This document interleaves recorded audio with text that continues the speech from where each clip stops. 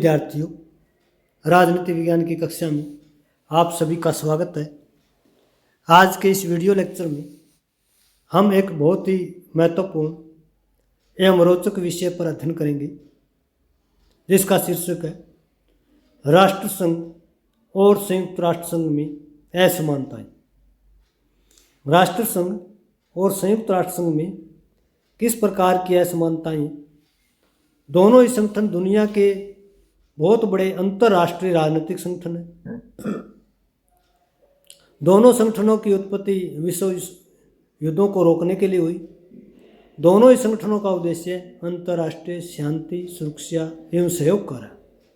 दोनों संगठनों में क्या असमानताएं हैं, क्या महत्वपूर्ण अंतर है, उन पर हम डिस्कस करेंगे।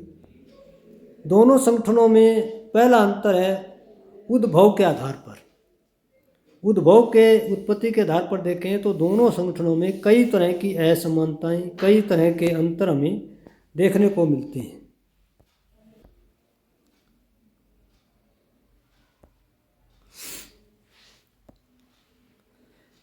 दोनों संगठनों में महत्वपूर्ण अंतर है उद्भव एवं उत्पत्ति के आधार पर। राष्ट्र संघ का उद्भव, राष्ट्र संघ की उत्पत्ति वर्साय की एक संधि के भाग के रूप में हुई, जबकि संयुक्त राष्ट्र संघ की उत्पत्ति प्रमुख मौलिक सदस्य राष्ट्रों के एक स्वतंत्र प्रलेख के द्वारा हुई।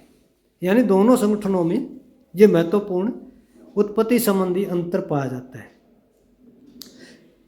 दूसरा बड़ा अंतर है कि राष्ट्र संघ की उत्पत्ति प्रथम विश्व युद्ध के समाप्त होने के पश्चात हुई, जबकि संयुक्त राष्ट्र संघ की उत्पत्ति दूसरे विश्व युद्ध के समाप्त होने से पूर्व हुई। तो उत्पत्ति के आधार पर देखें तो एक में संधि का आधार पाया जाता है, दूसरे में स्वतंत्र राष्ट्रों का एक कॉन्फ्रेंस, एक मीटिंग स्वतंत्र प्रलेख के द्वारा होती है। तो उत्पत्ति के आधार पर दोनों संगठनों में ये महत्वपूर्ण अंतर पाया जाता है। संरचना के आधार पर देखें तो दोनों संगठनों में कई तरह की असमानताएं पाई जाती हैं। राष्ट्र संघ और संयुक्त राष्ट्र संघ में संरचनात्मक असमानताएं कई तरह की हैं। राष्ट्र संघ के 3 अंग हैं, जबकि संयुक्त राष्ट्र संघ के 6 अंग हैं। राष्ट्र संघ में केवल सभा, परिषद और सचिवालय, जबकि संयुक्त राष्ट्र संघ में महासभा, सुरक्षा परिषद, आर्थिक एवं सामाजिक परिषद, अंतर्राष्ट्रीय न्यायालय, सचिवालय। राष्ट्र संघ की प्रस्तावना में कुल 26 अनुच्छेद थे, जबकि संयुक्त राष्ट्र संघ के चार्टर में 111 अनुच्छेद हैं और 19 अध्याय हैं। राष्ट्र संघ की प्रस्तावना में कोई अध्यायों का वर्णन नहीं है। राष्ट्र संघ में अंतिका अनेक्स दी गई थी, जिसमें मौलिक सदस्य एवं महासचिव के बारे में वर्णन किया गया है, जबकि संयुक्त राष्ट्र संघ के चार्टर में अंतिका नहीं है, इस तरह का कोई वर्णन नहीं है। तो संरचना के आधार पर देखें तो राष्ट्र संघ और संयुक्त राष्ट्र संघ में कई तरह की असमानताएं पाई जाती हैं। राष्ट्र संघ और संयुक्त राष्ट्र संघ में प्रस्तावना के आधार पर भी कई तरह के अंतर पाए जाते हैं। दोनों संगठनों में प्रस्तावना दी गई है संविधान में, लेकिन प्रस्तावना में कई तरह के अंतर हैं। जैसे राष्ट्र संघ की प्रस्तावना में क्या लिखा गया है, ऊंच संधिकर्ता गुट, जबकि संयुक्त राष्ट्र संघ की प्रस्तावना में हम संयुक्त राष्ट्र संघ के लोग। दोनों संगठनों की संविधान की जो प्रस्तावना दी गई है उनमें काफी अंतर है। राष्ट्र संघ की प्रस्तावना में केवल जो संधि कर रहे हैं उन 70 के गुट है, उनके संकल्प के बारे में दिखाया गया है, जबकि संयुक्त राष्ट्र संघ में सदस्य राष्ट्र नहीं बल्कि ये कहा गया कि हम संयुक्त राष्ट्र के लोग। तो दोनों संगठनों की प्रस्तावना में ये मूल अंतर पाया जाता है। दोनों संगठनों में उद्देश्यों के आधार पर भी कई तरह की असमानताएं पाई जाती हैं। राष्ट्र संघ के किसी अनुच्छेद में संघ के उद्देश्यों का वर्णन नहीं किया गया। राष्ट्र संघ के विभिन्न अनुच्छेदों में या प्रस्तावना में अंतर्राष्ट्रीय शांति, सुरक्षा का जिक्र किया गया है, अंतर्राष्ट्रीय कानूनों का जिक्र किया गया है, लेकिन किसी अनुच्छेद में नहीं किया गया। वहीं संयुक्त राष्ट्र संघ के अनुच्छेद 1 में उद्देश्य का वर्णन किया गया है, वह अनुच्छेद 2 में सिद्धांतों का वर्णन किया गया है। तो उद्देश्यों के आधार पर जो है दोनों संगठनों में कई तरह की समानताएं देखने को मिलती है। सदस्यता के आधार पर देखें तो दोनों संगठनों में कई तरह की असमानताएं हैं।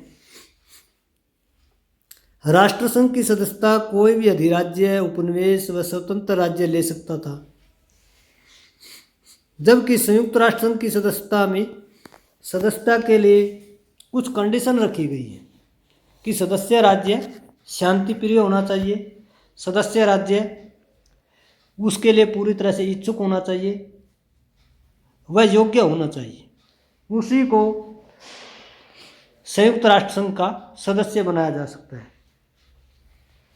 राष्ट्र संघ की सदस्यता को 2 वर्ष की पूर्व सूचना या संशोधन से असहमत होकर त्याग किया जा सकता था, जबकि संयुक्त राष्ट्र संघ की सदस्यता के त्याग के विषय में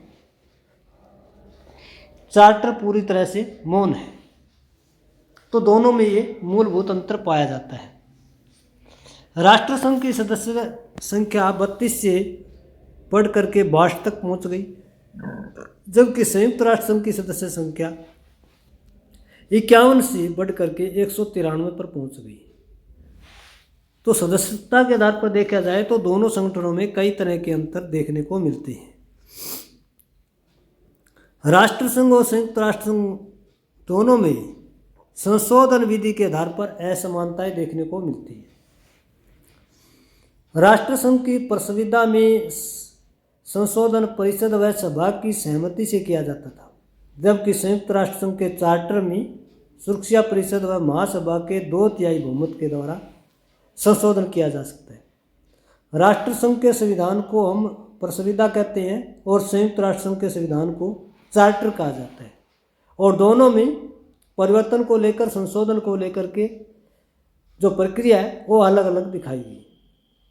राष्ट्र संघ में संशोधन पर आपत्ति करने वाले सदस्य राज्य पर यह लागू नहीं होता था, जबकि संयुक्त राष्ट्र संघ में पारित संशोधन सभी राज्यों पर लागू होता है। यह भी एक मूल अंतर राष्ट्र संघ और संयुक्त राष्ट्र संघ की संशोधन विधि के आधार पर पाया जाता है। राष्ट्र संघ और संयुक्त राष्ट्र संघ में मतदान प्रणाली के आधार पर भी असमानताएं पाई जाती हैं। राष्ट्र संघ में किसी प्रस्ताव को पारित करने के लिए सदस्य राज्यों की सर्वसम्मति का होना आवश्यक था, जबकि संयुक्त राष्ट्र संघ में किसी प्रस्ताव को पारित करने के लिए सामान्य बहुमत या विशेष बहुमत पर 2/3 बहुमत की आवश्यकता होती है। सुरक्षा परिषद में साधारण विषयों पर 9 सदस्यों, जिसमें 5 स्थायी सदस्यों की सहमति आवश्यक है,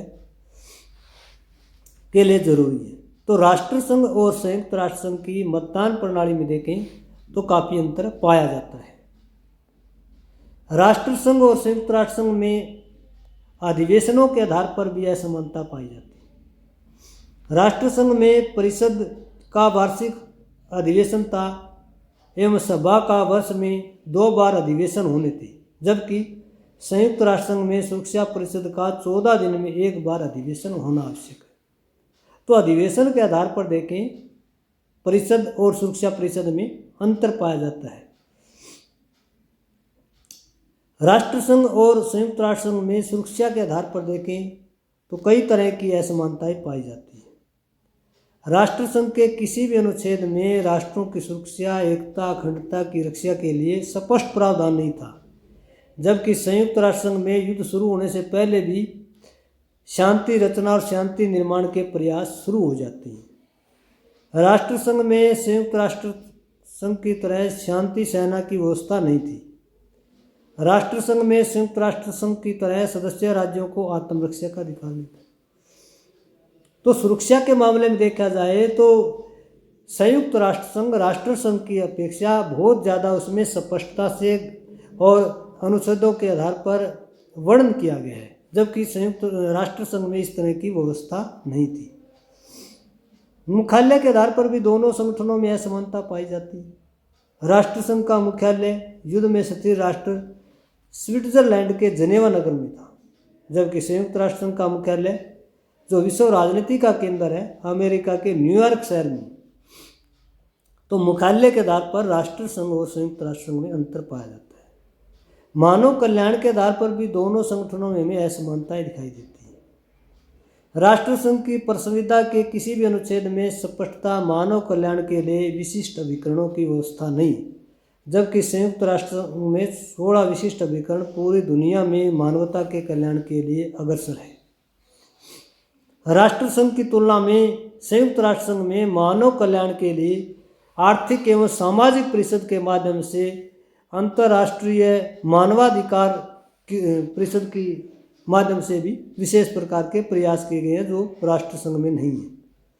तो राष्ट्र संघ और संयुक्त राष्ट्र संघ में उत्पत्ति के आधार पर, रचना के आधार पर, कार्यप्रणाली के आधार पर, अधिवेशन के आधार पर, प्रस्तावना के आधार पर, उद्देश्यों के आधार पर बहुत सारे अंतर पाए जाते हैं, बहुत सारी असमानताएं पाई जाती हैं।